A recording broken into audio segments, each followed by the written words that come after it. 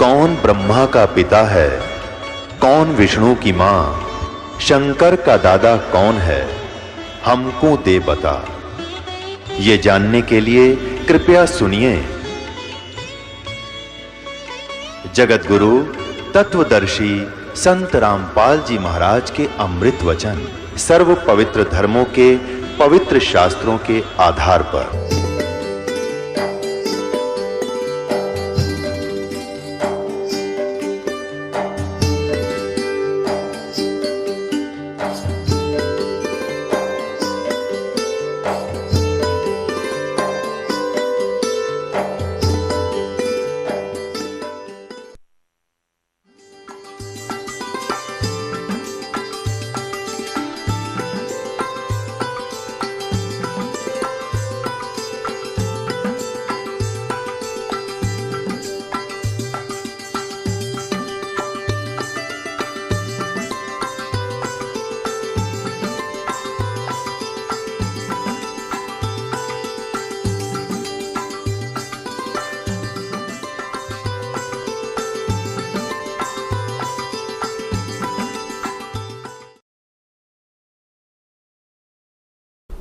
परमात्मा ने कहा कि वहाँ वो ऋषि में ऋषि भी वहीं बुन रहे थे, बुनने जा रहे थे, जो यहाँ मंडलेश्वर पाक रहे थे।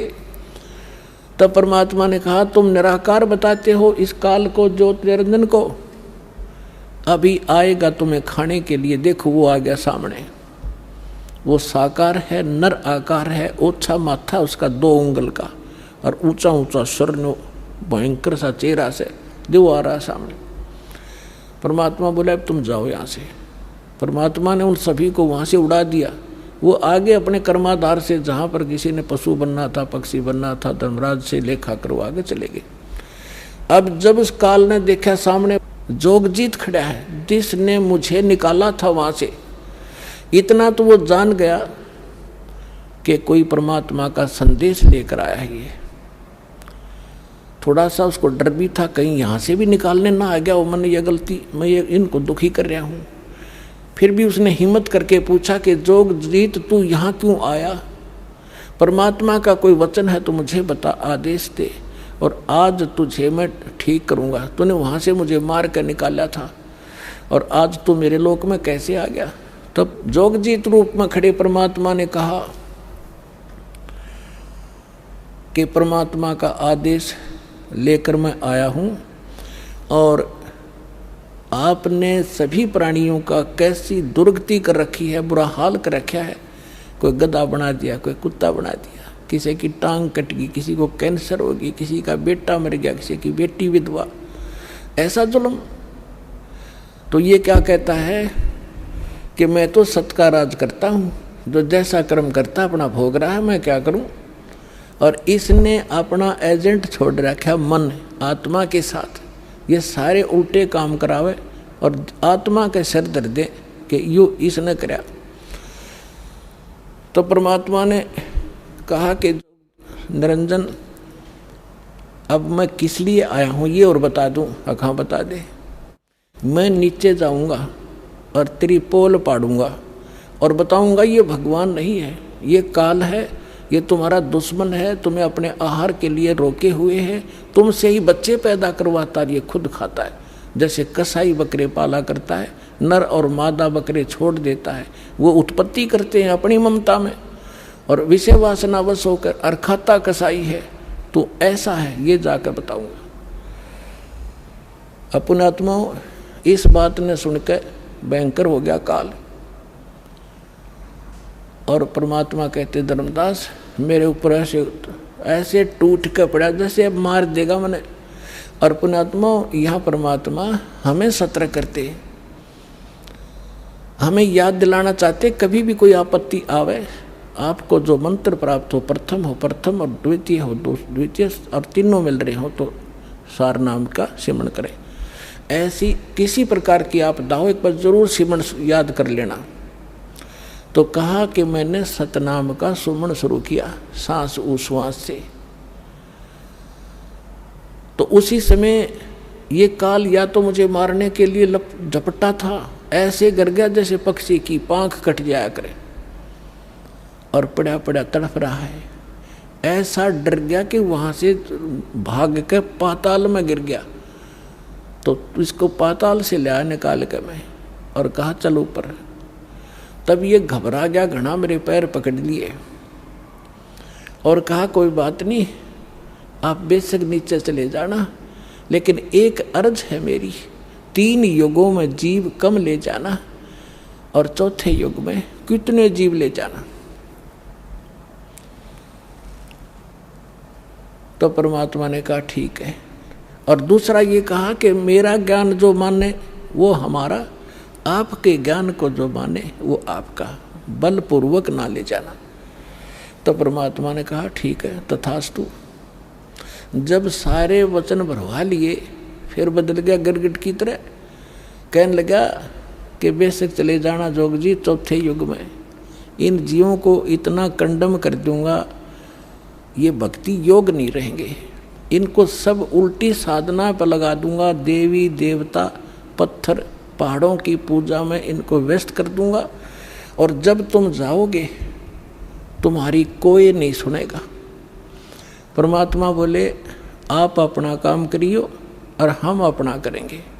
तब क्या कहा था परमेश्वर ने कि चौथा युग जब कलयुग आई तब हम अपना अंश पठाई, काल बंद छूटे नर लोई, सकल सृष्टि परवानिक होई, घर घर देखो बोध विचारा, सतनाम सब ठोर उचारा, 5505 तब ये वचन मेरा होगा साचा, कलयुग बीत जावे जब एता, सभी प्राणी परम पुरुष पद चेता।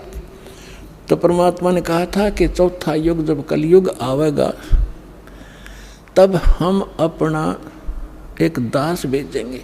अब वहाँ काल के सामने परमात्मा ने कहा कि हम अपना दास भेजेंगे।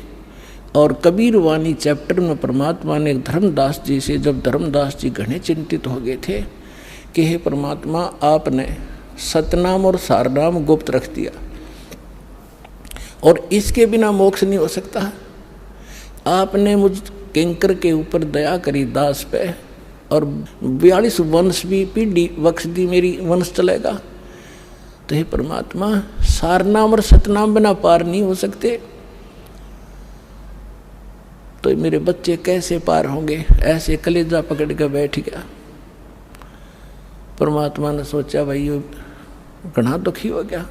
तब परमेश्वर ने कहा कि सुन ले, काल ने क्या कहा था, 12 पंथ करूं मैं साजा, नाम तुम्हारा ले करूं आवाजा, 12 पंथ नाम जो लेगी, हमरे मुख में आन समोही, जाओ जोग जीत संसारा, जीवन माने कहा तुम्हारा, जीव तुम्हारा कहा न माने, हमारी ओढ़ हो बाद बखाने। अब इतना समय नहीं रहा, मैं वो सारे प्रमाण आज नहीं दिखा पाऊंगा आपको कि 12 पंथ कौन कौन से हैं। तो 12 पंथ, 12वां पंथ गरीबदास पंथ बताया है, लिखा कबीर सागर में। तो परमात्मा ने कहा तू चिंता ना करे धर्मदास, जब 5500 वर्ष कलयुग बीत जाएगा तब या बिचली पीढ़ी आवेगी, और बिचली पीढ़ी तक यो ज्ञान और तत्व ज्ञान और सतनाम सारनाम कति गुप्त रखना है, नहीं तो काल के दूतों का हाथ लग जाएगा, मेरा सारा मिशन खराब हो जाएगा। तो परमात्मा ने देखा कि ये बिल्कुल चिंतित हो गया घना। तब परमेश्वर ने कहा धर्मदास जब साची बताऊं तेरे हैं। तब धर्मदास ने कहा कि भगवान आज कितना अच्छा समय है, कलयुग स्टार्ट है सन 1398 में और 1512 तक, और आज भी लोग ना मानते, और आप कह रहे हो आगे तो भयंकर कलयुग पैदा कर देगा, काल ऐसा जुल्म कर देगा, हाहाकार मच जाएगी, इंसान कृतघ्नी हो जाएंगे। तो उस समय कैसे पार होंगे? आज तो आप भी विद्वान हैं और फिर भी ना मान रहे ये लोग। तो परमात्मा ने कहा जब 5500 वर्ष कलयुग बीतेगा और बर्मा वंश चल चुका होगा इस काल का, यानी गरीबदास पंथ तक, तो उस बर्म में पंथ में मैं आऊँगा स्वयं, और फिर सभी पंथों को खत्म करके एक पंथ बनाऊंगा और सारी सृष्टि मेरा ही नाम लेगी। तेरे 42 वंश क्या सारी सृष्टि न पार करूंगा धर्मदास, इन 42 की तो चिंता छोड़ तू। तब उसका दिल डटा था और काल के सामने परमात्मा ने थोड़ा सा भेद रखा कि मैं अपना अंश भेजूंगा और घर घर देखो बोध विचारा और सत नाम सब ठोड़ उचारा। आप देख रहे हो आज ये ज्ञान गंगा घर घर में पहुंच गई है। ना कोई किताब खरीदनी है इंसान देखा था कितना, या किताब बिकती देखी थी आपने इस गांवों के अंदर शहरों के अंदर? कोई सब्जी बेचे, कोई प्याज बेचे, कोई तोरी और घिया बेचे, ये तो देखी थी। तो परमात्मा ने कहा था घर घर देखो बोध विचारा, मेरे इस ज्ञान की चर्चा घर घर में शुरू हो जाएगी और सारी सृष्टि नाम लेगी और सतनाम सबको बताया जाएगा और परमात्मा के उस परम पद की, सतलोक की सबको जानकारी होगी, पूरा विश्व व्यापार करोगे। तो वो समय आ गया है पुणात्माओं, और ये दास है वो परमात्मा का भेजा हुआ दास, और आप सभी पार हो जाओगे। बोलो सतगुरुदेव।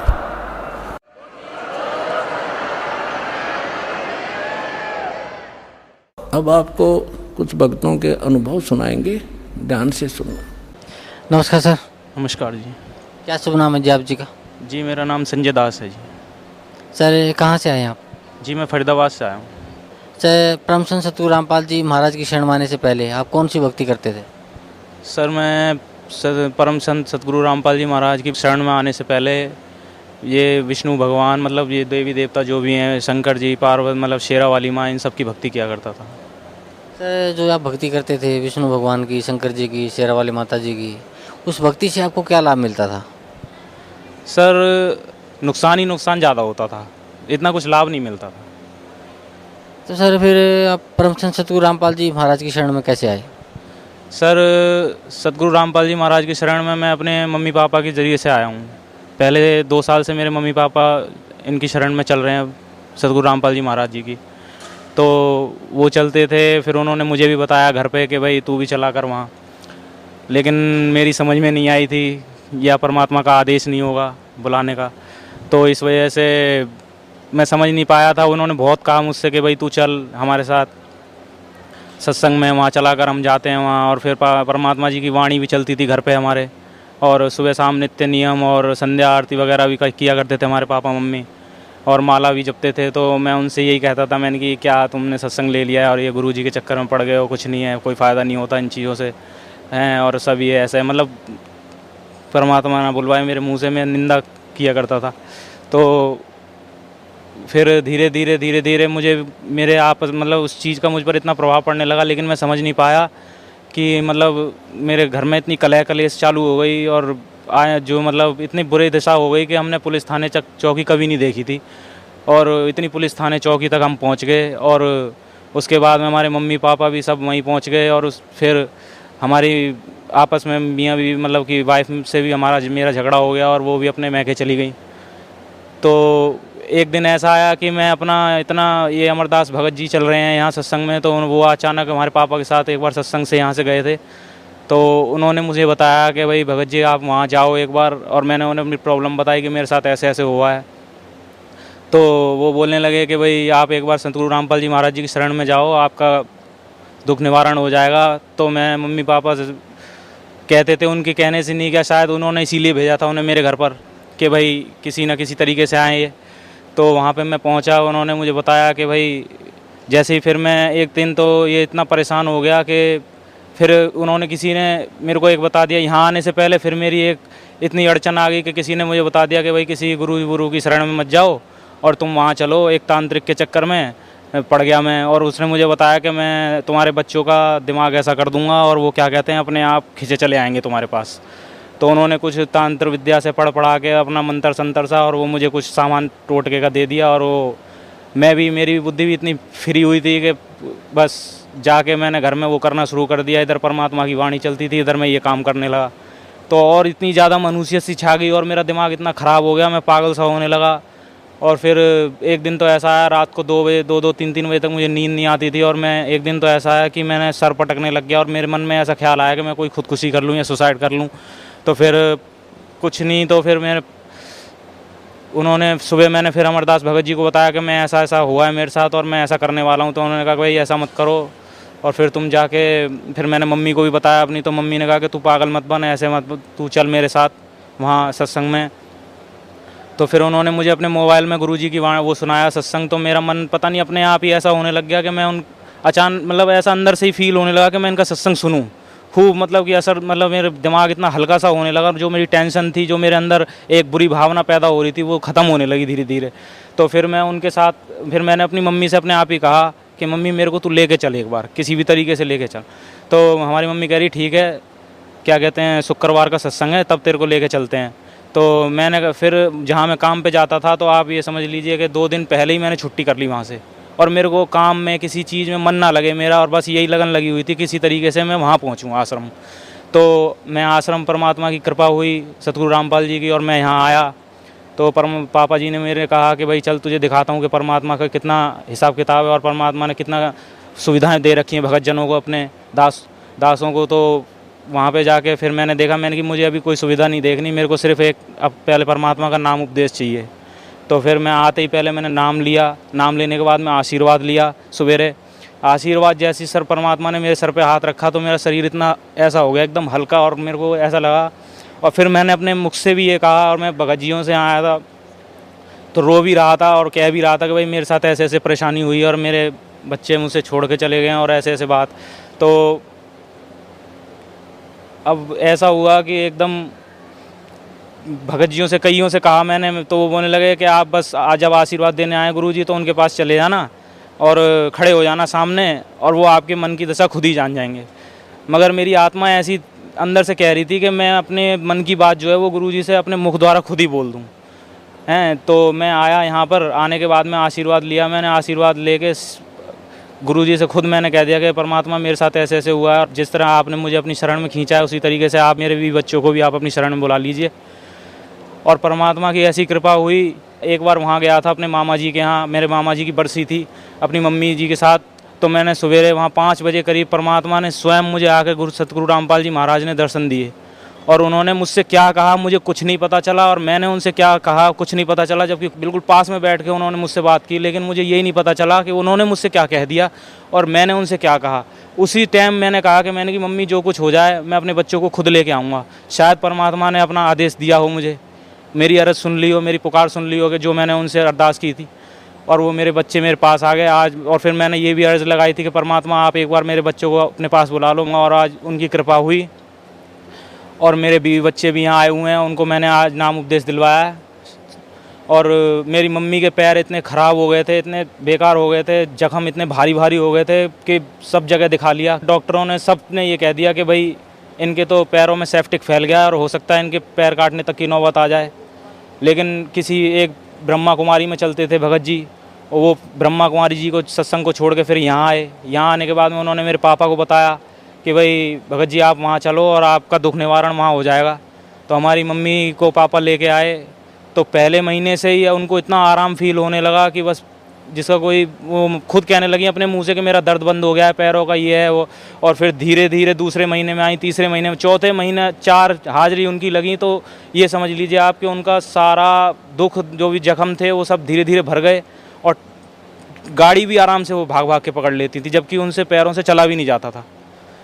तो इस तरीके की कृपा हुई मालिक की, और आज उनका मैं लाख लाख धन्यवाद करता हूँ जो उन्होंने मेरा परिवार फिर से जोड़ दिया और मेरी मम्मी का रोग काट दिया, और आज हमारे घर में पूर्ण रूप से सब तरीके से सुख शांति है। सर पहले आप जो भी भक्ति करते थे उससे आपको कोई लाभ नहीं मिला, और यहाँ तक कि आपके परिवार भी बिखर गया, और उस मानसिक तनाव में आप भी आत्महत्या करने के लिए सोचने लगे। फिर आप परम संत सतगुरु रामपाल जी महाराज की शरण में आए, तो उन्होंने आपकी खोई हुई जो ज़िंदगी थी वो भी लौटाई, आपको परिवार का सुख भी मिला, और आप एक सभ्य ज़िंदगी आज जी रहे हैं। तो सर भगत समाज को क्या संदेश देना चाहते हैं आप? भगत समाज को तो जी मैं यही संदेश देना चाहूँगा कि जो गलती मैंने की है, सतगुरु रामपाल जी एक परमात्मा के रूप में, कबीर परमेश्वर के रूप में, चोले के रूप में हैं, और उनकी किसी तरीके से कोई भगत समाज में कोई भगत अपने मुंह से किसी तरीके की कोई निंदा ना करे भूल के भी। बस अगर वो अच्छा ना कह सके तो उनके बारे में बुरा भी ना कहे, ताकि वो अपने और पाप का भागी ना बने, और जो दुख मैंने झेला है वो अपने वो दुख वो ना झेलें। और इसी तरीके से मैं यही कहना चाहूँगा कि एक बार किसी न किसी तरीके से एक बार आएँ सतलोक आश्रम और आकर सतगुरु रामपाल जी महाराज का नाम उपदेश लेकर अपना कल्याण करवाएं और एक बार उनका ज्ञान सुने। और जिस तरीके से लोग निंदा करते हैं, हम रास्ते में आते हैं ट्रेनों में, उस बोलते हैं कि ये गुरु ऐसा है वैसा है फलाना है ढीकड़ है, मेरे लिए तो वो भी भक्त हैं। मैं तो उनसे भी यही कहना चाहूँगा कि वो इनकी निंदा ना करें, एक बार इनके पास आएँ, इनको प्रूफ करके दिखाएं कि हाँ भाई ये इस तरीके से गलत हैं, तब कहें कुछ, उससे पहले कुछ ना कहें। क्योंकि वो बोलते हैं चोट हमारे दिल पर लगती है कि हमारे जो गुरु हमें, हमारे जो परमेश्वर हमें हमारे को सुख शांति दे रहे हैं, हमारा घर बना दिया, हमारा सब काम कर दिया और हमें ज्ञान भी दे रहे हैं हर तरीके से, उनके बारे में हम निंदा नहीं सुन सकते। जी धन्यवाद आपका, बहुत बहुत धन्यवाद। सत्य साहिब। नमस्कार सर। सत साहिब जी। क्या शुभ नाम है जी आप जी का? हाँ, हमारा शुभ नाम है भीमराव दास बंजारा। भीमराव जी कहाँ से आए हैं आप? महाराष्ट्र, धानोरा, तहसील मंगरुळपीर, जिला वाशिम। भीमराव जी क्या काम करते हैं आप? हम पहले से एक किसान का काम करते हैं और सत्संग का कार्यक्रम करते थे, सत्संग करते थे, सत्संग के पर ये थे हम प्रचारक। उधर महाराष्ट्र में एक कबीर परमात्मा का पंथ चला हुआ था, उसको बेनाम पंथ ऐसा नाम दिया था। वहाँ के प्रवर्तक जो थे बंसीलाल दास बंसी करके उनका नाम था। उनके 70-80 हज़ार शिष्य थे उनके।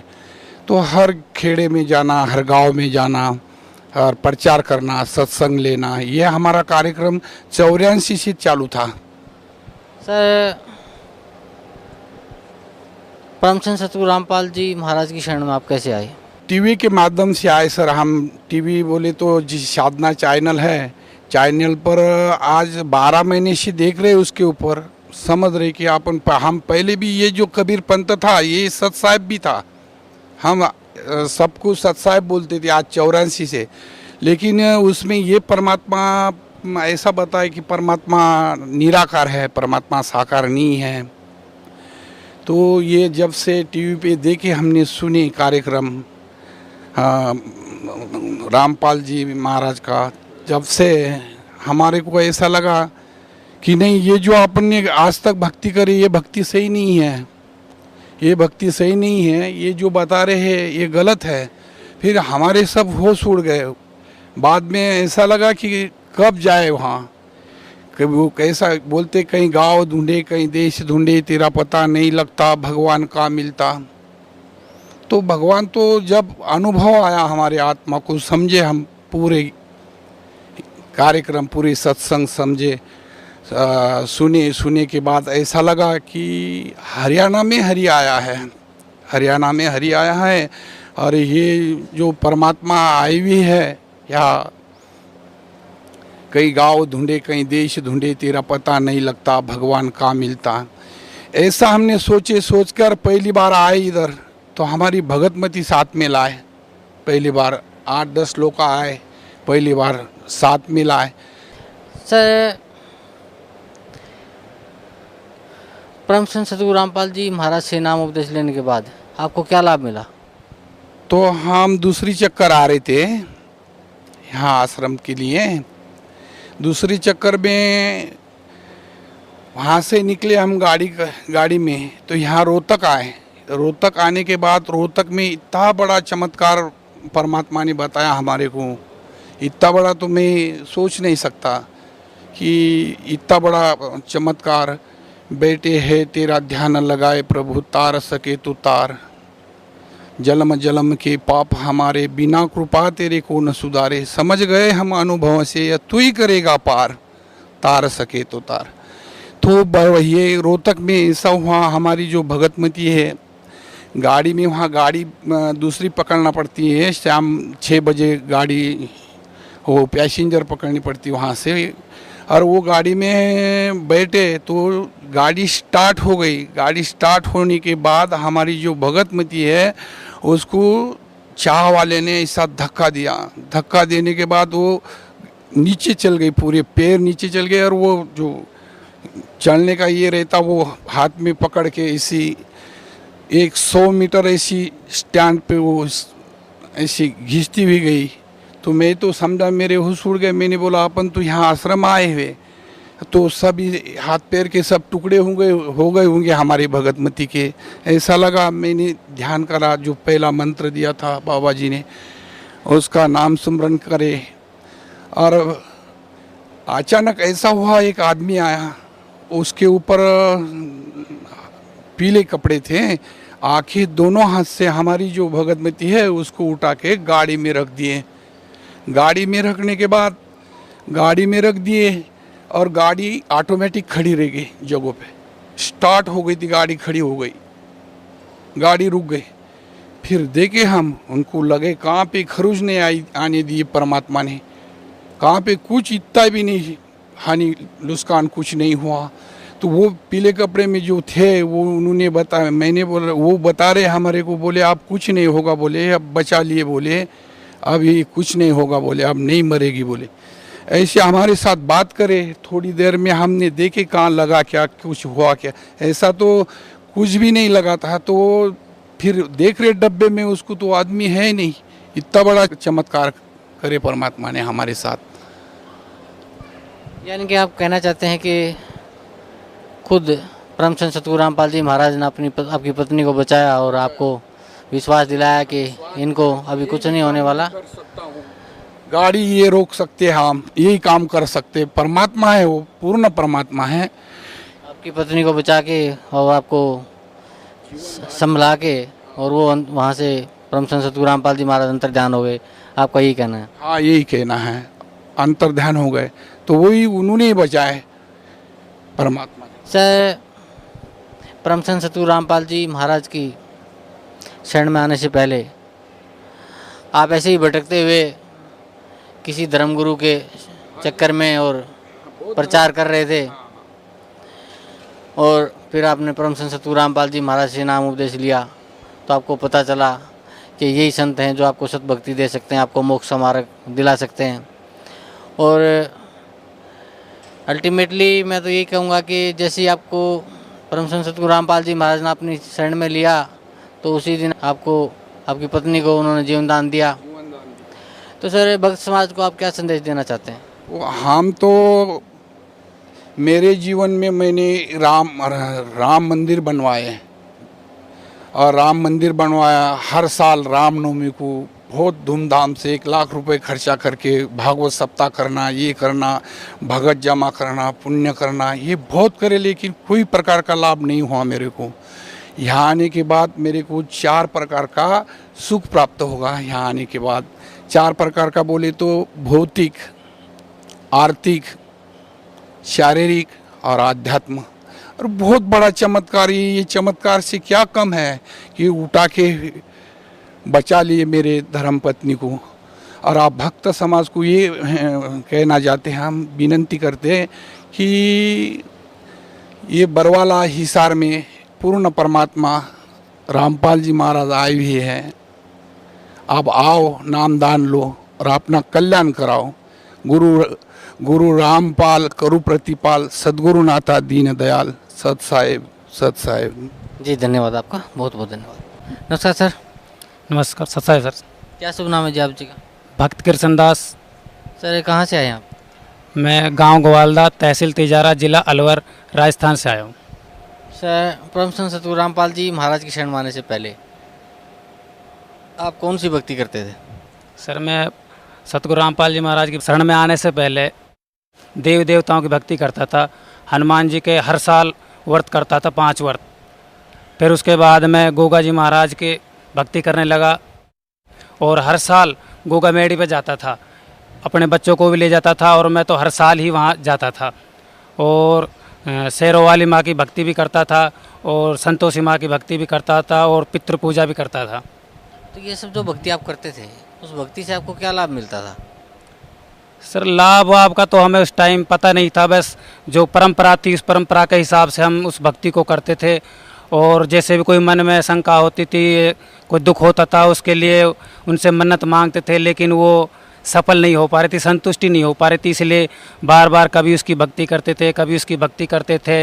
इस तरह से ये चल रहा था सब कुछ। सर, ये सब जो भक्तियाँ आप कर रहे थे, इससे आपको ना तो आपको मन में संतुष्टि थी, ना आपको कोई लाभ मिल रहा था, फिर आप परम संत सतगुरु रामपाल जी महाराज की शरण में कैसे आए? सर मैं बचपन से ही जिज्ञासु था भक्ति का, परमात्मा की खोज का, और मैं हर वक्त ये खोज करता रहता था आखिर परमात्मा कौन है, वो सच मालिक कौन है जो इस सारी सृष्टि को चला रहा है, हमको चला रहा है। ये इसलिए मैं जो भी गांव में आसपास सत्संग होता था, हर सत्संग में जाता था और ज्ञान सुनता था, विचार सुनता था उनके। और जो टीवियों पे जितने भी संतों के सत्संग आते थे, मैं फिल्म कम देखता था, उन संतों के प्रवचन ज़्यादा सुनता था। तो मैं ऐसे ही एक दिन प्रवचन सुन रहा था, तो एक हमारे चाचा जी हैं, वो आए घर पे, उसने मेरे को कहा कृष्ण आप साधना चैनल पे लगाओ, वहाँ पे एक सत्संग आ रहा है। तो मैंने वहाँ देखा सतगुरु रामपाल जी महाराज का सत्संग आ रहा था, और वो वेदों के बारे में दिखा रहे थे, चारों वेदों को खोल रहे थे। हमने वेदों का सिर्फ नाम सुना था, उस टाइम हमने देखा वेदों को कि परमात्मा उसमें दिखा रहे हैं। सतगुरु रामपाल जी महाराज वह परमात्मा राजा के समान देखने योग्य है, सशरीर है, सिंहासन पर विराजमान है, उसका नाम कबीर है। और हम उसको 6-7 महीने लगातार देखते रहे टीवी पे। हमने यहाँ पे संपर्क किया, यहाँ का एड्रेस लिया, उसके बाद हमने गांव में भी उसका पूरा प्रचार कर दिया, सबको दिखाने लग गए कि ये सतमार्ग है, ये देखो ये सही रास्ता दिखा रहा है। फिर लोग हमारा विरोध करने लग गए, आप इतनी दूर जाओगे, वहाँ है क्या है, सब कुछ यहीं पे है, इसी आप कहीं से भी ले लो नाम, तो कैसे भी ले लो, गुरु बना लो, सब एक ही बात है। लेकिन हमने निश्चय कर लिया था कि हम एक बार देख के आएंगे। तो मैं था और हमारे चाचा जी थे, तो हमारा जब विरोध करने लगे तो चाचा जी की परचूनी की दुकान है, वो घर से कह के निकल गए थे कि मैं सामान लेने के लिए जा रहा हूँ। तो मैंने घर से कहा था, मेरे यहाँ सीने में थोड़ा दिक्कत रहती थी, मैं घर से कह के आया था मैं अलवर से दवा लेके आ रहा हूँ। हम किसी को ये बता के नहीं आए थे कि हम वहाँ जा रहे हैं। तो हम यहाँ 7 अप्रैल 2012 को आश्रम में आए, सत्संग सुना हमने, सुबह यहाँ आके नाम लिया। सर परम संत सतगुरु रामपाल जी महाराज से नाम उपदेश लेने के बाद आपको क्या लाभ मिला? परम संत सतगुरु रामपाल जी महाराज के नाम लेने के बाद हमें लाभ तो बहुत हुए, लेकिन जो प्रथम लाभ था वो आध्यात्मिक लाभ हुआ। जो हमारा मानव जीवन का परम कर्तव्य है, हमारा जो मेन काम है वो है परमात्मा की भक्ति करना। सबसे पहला लाभ तो हमें ये मिला कि हमारा मानव जीवन सुधरा, और जिसके लिए ये हमारा मानव जन्म हुआ है वो चीज़ हमें यहाँ मिली। उसके बाद में मेरे को एक बीमारी थी, 10-12 साल से मेरे अंदर कोई प्रेत आत्मा आती थी, और मैं ज़ोर ज़ोर से चिंगाड़ने लगता था, पूरा शरीर में भर जाता था। मैं अपने मुंह को बंद करता था तो आंखों से पानी निकलता और पूरा शरीर फटता था एकदम से।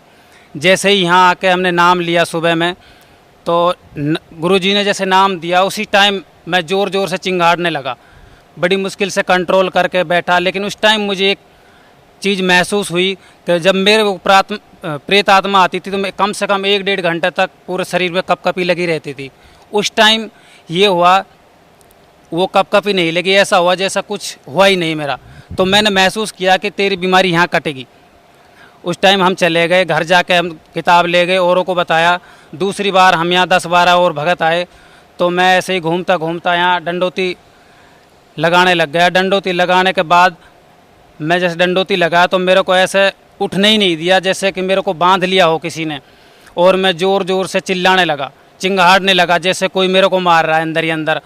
और वो प्रेत आत्मा फिर से आ गई। आधा घंटा तक मैं ऐसे ही यहाँ तड़फता रहा और चिंगाड़ता रहा। उसके बाद मैं होश में आया, खड़ा हुआ और गुरुजी के दर्शन के लिए आया।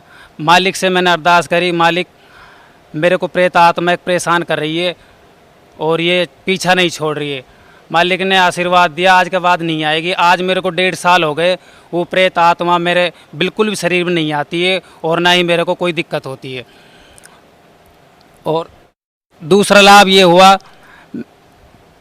मार्च के महीने में मेरे एक लड़का हुआ था, तो मैं पंडित जी से नाम दिखाने के लिए गया था नाम लेने से पहले।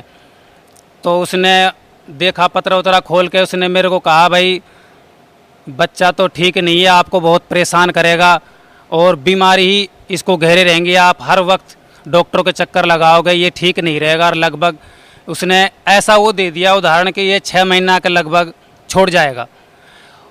तो उस समय हमने ध्यान नहीं दिया, बच्चा और यही कंडीशन रही, बीमार रहा, उसको डॉक्टर से दवाई दिलाते रहे, सियाणों से दवाई दिलाते रहे, लेकिन उसको कोई फ़ायदा नहीं हुआ। फिर हमने यहाँ से आकर नाम ले लिया।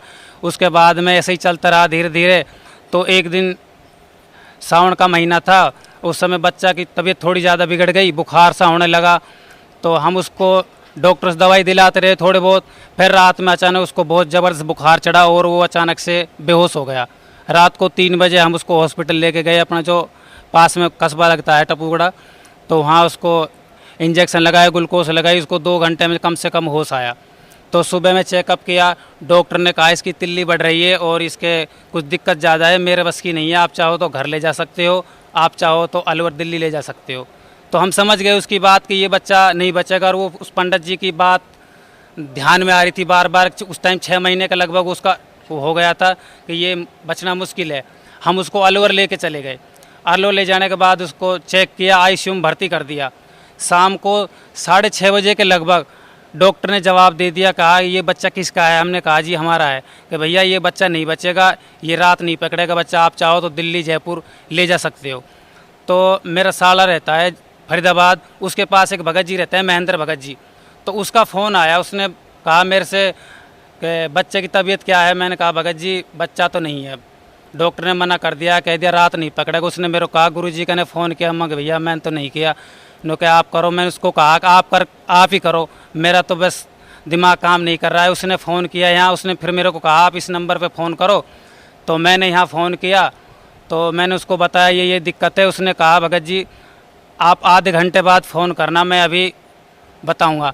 तो आधे घंटे बाद मैंने फ़ोन इंतज़ार कर रहा था। तो मेरे चाचा का लड़का वहाँ था, एक मेरा पापा था। मैंने उससे कहा चाचा के लड़के से बताओ कि डॉक्टर ने क्या कहा। उसने कहा ये बच्चा नहीं बचेगा। मैंने उसको कहा आप ऐसा करो, अब की बार और पूछ लो डॉक्टर से और छुट्टी करा दो, हम इसको आश्रम में लेके जाएंगे।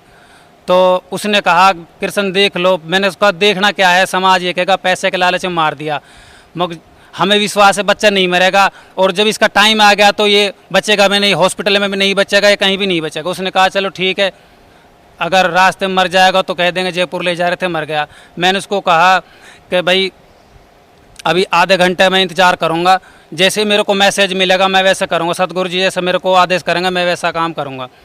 तो ठीक है, 7:30 बजे मैंने फ़ोन किया। मेरे को यहाँ से गुरु जी का आदेश आया कि आप चिंता करने की कोई ज़रूरत नहीं है, परमात्मा पर विश्वास रखो और सुबह जो फैसला होगा वो आपके हक़ में होगा। फिर मैंने टेंशन छोड़ दिया, कोई किसी तरह की चिंता नहीं रखी, मालिक से ध्यान लगाया और आराम से ट्रीटमेंट जो था वो चलता रहा। सुबह बच्चा बिल्कुल स्वस्थ था, दूध भी पी रहा था, बाथरूम भी कर रहा था, लेटरिन भी कर रहा था और थोड़ा थोड़ा कुछ खेल भी रहा था। तो दूसरे दिन उसके बाद में चेकअप करे तो उसके सारे चेकअप नेगेटिव आए। एक दिन पहले उसके पूरे शरीर में पॉइजन फैल गया था और वो कह रहे थे ओडिमा हो गया है, पूरे शहर में जहर फैल गया, फेफड़ों में पानी हो गया। दूसरे दिन उसने चेकअप किए, वो सारे नेगेटिव आए। तो मैंने उसको पूछा डॉक्टर से, डॉक्टर साहब क्या दिक्कत है बच्चे को। कहने लगा भाई अभी कह नहीं सकते, मगर ये आपकी रिपोर्ट तो नेगेटिव बता रही है। उस कहने लगे भाई कुछ समझ में नहीं आ रहा, रिपोर्ट नेगेटिव आ रही है, बच्चे की देखते हैं तो शरीर को ये बचने का कोई चांस नहीं है। तो 2-3 दिन हमने उसको रखा, चौथे दिन हमने उसको वहाँ से निकाल लिया। बच्चा बिल्कुल स्वस्थ हो गया 4 दिन के अंदर ही, सतगुरु की ऐसी कृपा हुई मालिक की। तो 4 दिन के अंदर ही बच्चे को ठीक कर दिया। उसमें 4 दिन के बाद में हमने उसको निकाल के और हम सीधा घर ने ले जाके, मेरे 2-3 बच्चे और थे, मैंने पापा से फ़ोन किया कि बच्चों को आप लेके आ जाओ और हम पहले गुरुजी के दर्शन करके आएंगे, उसके बाद घर आएंगे। हम बच्चे को लेके आए। अब आप सोच सकते हो 4 दिन का बच्चा जो हॉस्पिटल में इतना सीरियस आ रहा है, वो ट्रेन में खेलता हुआ आ रहा था और उसके कैनुला भी लगा हुआ था। रास्ते में पूछ रहे थे कि ये क्या हुआ, मैंने कि ये ऐसा ऐसा हुआ है और मालिक की कृपा हुई है, आज ये बच्चा उसी की देन है हमको। तो हम यहाँ लेके आए, मालिक से आशीर्वाद लिया। आज 1 साल हो गया उसको, 1 रुपये की दवा तक नहीं दिलाई है उसको, बच्चे को बिल्कुल स्वस्थ है वो बच्चा और आज भी यहीं है आश्रम में वो बच्चा। सर भक्त समाज को क्या संदेश देना चाहते हैं आप? मैं भक्त समाज को यही संदेश देना चाहता हूँ, जो भी हम भक्ति कर रहे हैं वो शास्त्र विरुद्ध है और हमें जो भक्ति करनी चाहिए अपने शास्त्रों को देखना चाहिए, हमारे शास्त्र क्या कह रहे हैं उसमें देखने के बाद में, और आप सतगुरु रामपाल जी महाराज का सत्संग सुनो, उसमें आप विचार करो कि कौन सी भक्ति सही है कौन सी गलत है, और आप उसमें देख के तब जाके निर्णय करो और परख करो कि सच्चा गुरु कौन है। जब तक हम परखेंगे नहीं तब तक हम नहीं पहचान सकते सच्चा गुरु कौन है। परमात्मा कबीर साहब ने कहा है, जब तक गुरु मिले नहीं साचा तब तक गुरु करो 10 पाँचा। जब तक साचा गुरु नहीं मिले तब तक आप ये न सोचो कि हमने गुरु बना लिया, हम नहीं बनाएंगे। आप गुरु बना लिया तो लेकिन आप उसकी परख भी करते रहो। एक बार हमारे गांव में सत्संग हो रहा था, तो रात भर सत्संग चला। 10-12 साधु थे, जिसमें नाथ भी थे, दास भी थे और गिरिपुरी भी थे।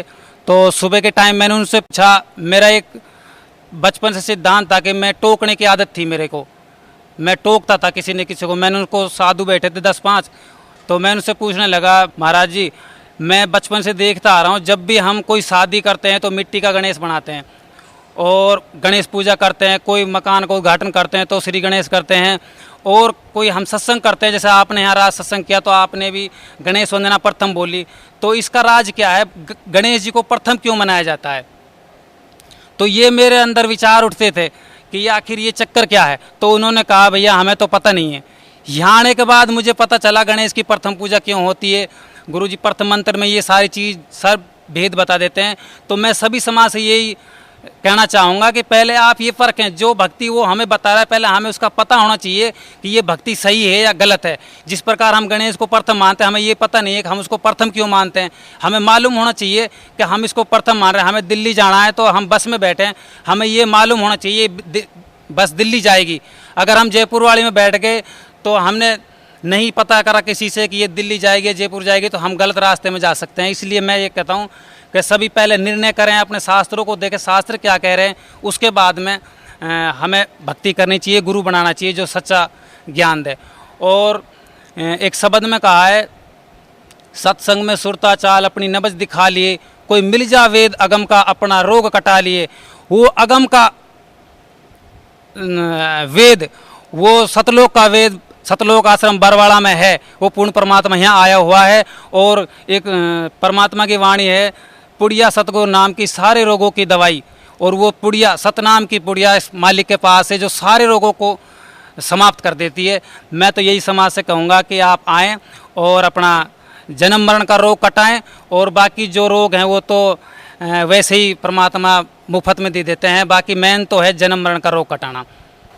सर अभी आप कह रहे थे कि पूरे सतगुरु की पहचान करें, सच्चे सतगुरु को खोज करें, तो भगत समाज के सामने की बहुत बड़ी, मैं मानता हूँ कि बहुत बड़ी चुनौती है, बहुत बड़ी समस्या है कि आज इस दुनिया में लाखों गुरु घूमते हैं और भोला भाला भगत समाज उनकी पहचान नहीं कर पा रहा है कि भाई कौन सच्चा है, कौन झूठा है, कौन पूर्ण है, कौन अपूर्ण है। तो क्या आप भगत समाज को बता सकते हैं कि सच्चे सतगुरु की क्या पहचान है, पूर्ण संत की क्या पहचान है? सच्चा सतगुरु वो है जो शास्त्रों के अनुसार भक्ति बताए, हमारे शास्त्रों में क्या लिखा हुआ है उसके बारे में पूरा निर्णय दें। जिस प्रकार अभी मैं बता रहा था कि गणेश की हम भक्ति करते हैं, प्रथम गणेश मनाते हैं, लेकिन हमें यही पता नहीं हम गणेश क्यों मनाते हैं। इसका हमें जानकारी होनी चाहिए कि हम गणेश क्यों मना रहे हैं प्रथम बार, ये चीज़ जानकारी होनी चाहिए। और कई सतगुरु संत कहते हैं कि शरीर में ये जो भी कुछ है, लेकिन उनको कुछ पता होता ही नहीं है। एक जो है कहते हैं सुषुम्ना नाड़ी से भक्ति चढ़ती है, तो वो खुद एक दारू पीते हैं और नशा करते हैं, और ये जो सुषुम्ना द्वार होता है एक तिल के समान होता है। इसके अंदर अगर हम धुआं पीते हैं, जो हुक्का पीते हैं, उसकी ने बहुत छिद्र होता है, वो धुएं से पूरा रुक जाता है। और जो हमारा सुषुम्ना द्वार है ये तो एक तिल के समान होता है, हम बीड़ी सिगरेट पीते हैं तो वो बिल्कुल रुक जाता है, हमारी भक्ति वहाँ से हो नहीं पाती है। इसलिए हम समझ ही नहीं पाते हम भक्ति सही कर रहे हैं या गलत कर रहे हैं। इसलिए हमें पहले तो ये देखना चाहिए कि वो हमें पहली बार तो वो हमारी बुराइयों को छुड़ाए, ऐसा संत होना चाहिए जो सारी बुराइयों को छुड़ाए और जो सतमार्ग अपनाए। अभी गुरु महाराज बताते हैं कि आशीर्वाद नहीं देना चाहिए, हमें ये जो शास्त्रों में ये नियम है कि हाथ जोड़ के सिर झुका के नमन करना चाहिए। और कई अपने करते हैं, जैसे भी सिर पे हाथ रखते हैं, कोई पैर छूता है। एक मेरे पास एक शास्त्र है, धर्मशास्त्र कल्याण नाम से, मैंने 6-7 साल पहले उसमें पढ़ा था कि हमें इस प्रकार हाथ ऊपर करके अभिवादन नहीं करना चाहिए, जो कि हम इस प्रकार अगर अभिवादन करेंगे तो हमारे सारे पुण्य नष्ट हो जाते हैं। लेकिन ऐसा कोई संत हमें आज तक मिला ही नहीं जो हमें ये चीज़ बताए। इन चीज़ों को बताने वाला संत होना चाहिए कि हमारी भक्ति कैसे नष्ट हो रही है और सत भक्ति क्या है। तो उसमें मैंने पढ़ा था कि हमें हाथ जोड़ के सर झुका के नमन करना चाहिए, और वो चीज़ मुझे यहाँ मिली सतगुरु रामपाल जी महाराज के पास ये सारी चीज़, और मेरे वो सारी बात सेट बैठती गई कि वास्तव में ये सारी सत्य है और यही सच्चाई है। और सच्चे सतगुरु की पहचान ये जो शास्त्र के अनुसार जो भक्ति बताता है, हमारे जो शास्त्र है, चारों वेद हैं और भगवत गीता है, जितने भी पुराण हैं, उनके अनुसार जो भक्ति बताए, उनमें जो सत्य लिखा हुआ है उसके हिसाब से जो भक्ति बताए वो सच्चा सतगुरु है। अभी मैं एक शब्द बता रहा था, सत्संग में सुरता चाल अपनी नब्ज दिखा लिए, कोई मिल जावे अगम का अपना रोग कटा लिए। उसमें एक शब्द आया बीच में, 5, 25, 333 रास्ते में आवेंगे और ब्रह्मा विष्णु शिव जी तीनों आगे पावेंगे। डंकनी संकनी यमक दूतनी तने बहुत सतावेंगे, 10वें द्वार पे शेर खड़ा तने बहुत डरावेगा। शब्द डोर सतगुरु से लेके तो पकड़ के चाह लिए। अब ये शब्द सुनाने वाले तो बहुत हैं, लेकिन इनको समझाने वाला कोई नहीं। अगर इसको हम समझते हैं कि 5, 25, 333 जो ये चौकी लगा रखी है काल ने, ये हमें आगे मिलती हैं, फिर ब्रह्मा विष्णु शिव जी तीनों आगे पावेंगे। ये 3 देव हैं, हम इनको भगवान माने हुए हैं, लेकिन इनको बताने वाला कोई है नहीं है। इनको हम जब देखते हैं तो हमें उस समय मेरे को कुछ मालूम नहीं हुआ ये क्या है क्या नहीं है। जब यहाँ से हमने ज्ञान समझा तो वो भजन पूरा मेरे समझ में आ गया कि ये इसका राज ये है। गीता जी के अध्याय श्लोक 1 से 5 तक उसमें बताया है कि जो संसार रूपी पीपल के वृक्ष को जो सेवेद्विद बता देगा वे तत्वदर्शी संत है। और वे मेरे सतगुरु रामपाल जी महाराज, पूर्ण संत सतगुरु रामपाल जी महाराज ने उसको पूर्ण रूप से बताया है कि उसकी शाखाओं को सारी तरह से बताया है कि अक्षर पुरुष एक पेड़ है, निरंजन वा की डार, तीनों देवा शाखा हैं, ये पात रूप संसार। इस प्रकार वो जो भजन शब्द बताया था वो मेरे पूरा सेटिफाइड हो गया कि ये तीनों देवा जो ये आगे पाएंगे। हम जो पंथते हैं, हम जब चलेंगे तो छोटी टहनियाँ जो होती हैं वो 5, 25, 333 हो गई, और जो ब्रह्मा विष्णु महेश हैं वो तीनों देव हो गए। फिर आगे 10वें द्वार पे शेर खड़ा, वो स्वयं काल निरंजन जो 10वें द्वार पे बैठा है, वो हमें वहाँ से डराता है कि आप आगे नहीं जा सकते। जब हम पूर्ण भक्ति करेंगे, सतगुरु रामपाल जी महाराज ने हमें वो सरल भक्ति बताई, पूर्ण भक्ति जो गीता जी का अध्याय 15 1 से 4 श्लोक में बताया है, उसके हिसाब से पूर्ण भक्ति बताई। और मैं ये कहूँगा इस पूरी पृथ्वी पर सिर्फ एक ही संत है, वो सतगुरु रामपाल जी महाराज। आए सतलोक आश्रम बरवाड़ा में आए और अपना कल्याण कराए। मैं भक्त समाज से यही कहूँगा। धन्यवाद आपका, बहुत बहुत धन्यवाद। आत्माएं परमेश्वर की महिमा सुनने के लिए उपस्थित हुए।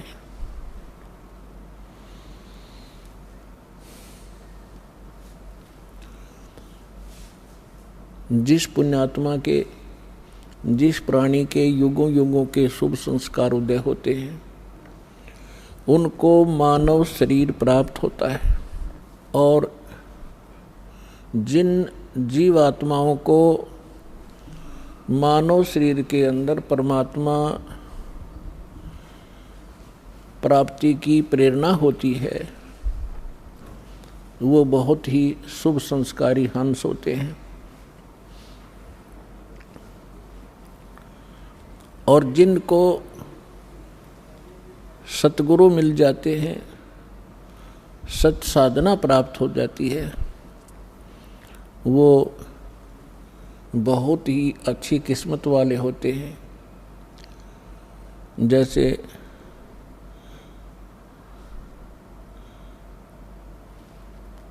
Good, better, best. अब आप जो प्राणी हैं, जितनी पुण्यात्मा हैं, ये बेस्ट क्वालिटी के हैं, परमात्मा की अति प्रिय आत्माओं हो। और जो मानव शरीर प्राप्त करके परमात्मा की भक्ति की रुचि नहीं कर रखते, वो पिछले जन्म से पशु पक्षी की योनि से आए हुए प्राणी होते हैं। और जिनके अंदर परमात्मा प्राप्ति की प्रेरणा होती है, वो पिछले जन्म भी मनुष्य थे। पुण्यात्माओं, आध्यात्मिक मार्ग का ज्ञान न होने से ये भिन्न भिन्न प्रकार के मतांतर प्रारंभ हो गए, जिनमें से एक सिरफिरा पंथ चल रहा है, ब्रह्मा कुमारी। वो एक प्रेत का चलाया हुआ है। और वो क्या कहते हैं कि मनुष्य तो मनुष्य ही रहेंगे और अन्य प्राणी ही बने रहेंगे। उनका यहाँ तक विधान है कि जो व्यक्ति आज जिस स्थिति में है, उनके विधान अनुसार तो ये सिद्ध होता है कि स्त्री स्त्री ही रहेंगी, मनुष्य मनुष्य ही रहेंगे। और उनका क्या विधान है कि आज कोई लंगड़ा है, अंधा है, काना है, गूंगा है या स्वस्थ है, तो 5000 वर्ष के बाद उसका वही नाम होगा, उसकी माता पिता का भी वही नाम होगा और वही गांव होगा, वही स्थान होगा। और अंधा है तो अंधा ही होगा। फिर बाढ़ में जाओ या भक्ति क्या फायदा है भक्ति का? अकल है इन लोगों में। और इसके उसमें भी बिना ना जाने कितने प्राणी उलझे बैठे। तो पुण्यात्माओं, सबसे पहले हमने अध्यात्म मार्ग को समझना चाहिए और फिर गुरु ग्रहण करना चाहिए, अन्यथा हम ऐसे अपना जीवन नाश करते रहेंगे। अब जैसे श्रीमद् भगवत गीता अध्याय नंबर 2 के श्लोक नंबर 53 में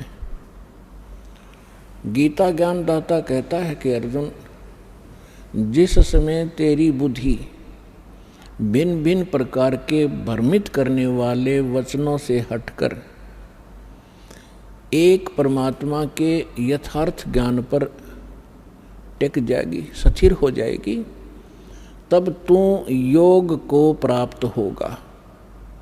अर्थात तब तू योगी बनेगा, भगत बनेगा। योगी मीन परमात्मा के पाने के लिए प्रयत्नशील व्यक्ति, उसको भक्त कहो, योगी कहो, साधक कहो। तो आज तक जितने भी मत हैं, जितने पंथ हैं, सबके भिन्न भिन्न विचार हैं, भिन्न भिन्न साधनाएं हैं। परमात्मा की परिभाषा से भी वो लोग परिचित नहीं हैं। तो उसके लिए परमात्मा आते हैं। आप जी को बहुत बार समझाया है, बहुत बार ज्ञान सुनाया है और सुनाते ही रहेंगे, क्योंकि ये ऐसा अनमोल ज्ञान है जो आपको दोनों लाभ देता है। जैसे कोई रोगी होता है और वो उसको भूख नहीं लगती, जबर जिसको हो जाता है, और मनुखा, दाख, किशमिश, सेब, संतरे खाना जो प्रतिदिन खाता है, वो भी उसको कड़वा लगता है, जिह्वा पर रखा भी नहीं जाता, थूक देता है। तो उसके लिए क्या ट्रीटमेंट है? कड़वी गोली ही खानी पड़ेगी, ना चाहते हुए भी खानी पड़ेगी। जैसे मलेरिया हो गया तो उसमें कुनीन खानी पड़ेगी, और कड़वी लगो तो लगो, वो खानी ही पड़ेगी, फांकी मारनी पड़ेगी, और तभी वो रोग नाश होगा। फिर वही जो कड़वी लगने वाली रोटी, मनुखा, दाख, वो फिर स्वादिष्ट लगेगी। तो पुण्यात्माओं, ये ज्ञान आपको रह रहकर सुनना पड़ेगा। इस सत्संग से ही ये दोनों काम होंगे। आपका जबर भी उतरेगा और इसी सत्संग के सुनने से ये कुनीन का काम भी करेगा, क्योंकि प्रथम बार जो व्यक्ति सुनता है, एक दो प्रकार के श्रद्धालु आते हैं। एक तो ऐसा होता है, उसको जैसे भी परंपरागत साधना है वो कर रहा है, और उसको फिर ये ज्ञान सुनने को मिलता है, उसको अच्छा सा नहीं लगता परमात्मा की भक्ति, क्योंकि उसके पाप कर्मों के कारण उसके अंदर, वो अंतःकरण के अंदर ये पाप कर्मों का जवर बन गया, और उन पाप कर्मों के कारण उसको आज भूख, वो परमात्मा की ये अमृत वचन रूपी मनुखा दाख भी नहीं अच्छी लगती। या तो उठकर चल पड़ता है, या वैसे किसी के साथ फुसर फुसर करेगा। उसको ये कह दिया जाए कि भाई शोर ना करे, सत्संग सुनने दे, तो वो या तो उठकर चला जाएगा या लटके लेने लग जाएगा, बैठा बैठा नींद लेगा।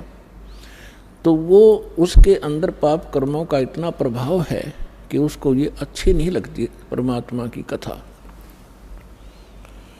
तो उसका यही उपाय है कि वो ना चाहते हुए भी बैठा रहे और सुनता रहे, अच्छी लगो ना लगो। इस वाणी के अंदर इतनी शक्ति है कि कुछ पापों को इस वाणी के श्रवण मात्र से और इस वाणी के चल रहे इसकी रेंज में वैसे भी बैठे रहने से कुछ पाप नाश होते हैं जो ज्ञान यज्ञ से ही हुआ करते हैं। तो इसलिए पुण्यात्मा उसको ये कुनीन का भी काम करेंगी, और जब वो जबर उतर जाएगा, अंतःकरण के अंदर जो पाप प्रभाव था वो कम हो जाएगा, उसके बाद फिर ये मनुखा दाख का भी काम करेगी। इतनी अच्छी लगेगी जैसे बुखार उतरने के बाद स्वस्थ हो जाता है प्राणी, फिर उन्हीं रोटियों को न सब्जी की आवश्यकता समझता, इतनी ज़बरदस्त भूख लगती है। भूख लगी होती है, घर वाले कहते हैं सब्जी बना देते हैं, रोटी तो है, तो वो कहता रोटी आन दे, सब्जी फिर देखूंगा। इतनी ज़बरदस्त भूख लगती है। और जब उसमें वो अस्वस्थ होता है, चाहे 3 प्रकार की सब्जी बना दे, नहीं खा सकता। तो पुण्यात्माओं, जिन पुण्यात्माओं की ये पाप कर्म अंतःकरण के समाप्त हो गए, उनकी आत्मा स्वस्थ होगी इस ज्ञान के सुनने से। आज वो हजार किलोमीटर से 1500 किलोमीटर से चलकर इतनी भूख बढ़ गई उनमें, ये मनुखा दाख राम नाम की ये आहार करने के लिए सतलोक आश्रम बरवाला में पहुंच रहे हैं। तो इसलिए ये ज्ञान आपको बहुत बार सुनाया है और रह रहकर सुनाते ही रहेंगे। ये दोनों काम करेगा। जिसको किसी कारण से भी कोई फिर से अस्वस्थ आत्मा होने लगती है, तो इस ज्ञान के सुनने से, ये एंटीबायोटिक कैप्सूल खाने से वो फिर से पाप नाश हो जाते हैं, आत्मा फिर स्वस्थ हो जाती है। क्योंकि अपने जीवन में छोटे मोटे रोग आ ही जाते हैं, उनके लिए ट्रीटमेंट चलता रहता है, जीवन बना रहता है। ठीक इसी प्रकार सत्संग में आने से, परमात्मा के वचन सुनने से आत्मा किसी कारण से फिर पापग्रस्त हो जाती है और कुछ अरुचि बनती है साधना में, तो सत्संग सुनने से, दर्शन करने से, प्रणाम करने से, आशीर्वाद लेने से वो फिर से पाप कट जाते हैं, स्वस्थ हो जाती है। तो इसलिए आप जी ने सत्संग को रह रह कर सुनना चाहिए, एक सत्संग की तरह सुनना चाहिए। समय निकालो, घर पे कभी बैठे हो, छुट्टी हो, सत्संग चलाओ, एकाग्रचित से सुनो, एक एक वाणी पर ध्यान दो, क्या कहा जा रहा है। फिर उसको को छोटी मोटी मन में दोष होता है तो फिर वो तुरंत सेट हो जाता है।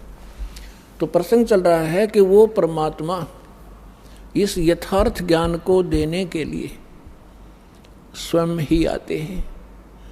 सभी वेद प्रमाण करते हैं।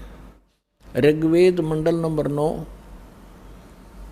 सूक्त नंबर 1 मंत्र 8 और 9 में, ऋग्वेद मंडल नंबर 9 और सूक्त 20 मंत्र 1 में, ऋग्वेद मंडल नंबर 9 सूक्त 86 मंत्र 26 और 27 में, ऋग्वेद मंडल नंबर 9 सूक्त 82 मंत्र 1, 2, 3 में, ऋग्वेद मंडल नंबर 9 सूक्त 54 मंत्र 3 में, ऋग्वेद मंडल नंबर 9 सूक्त 94 के मंत्र 1 में,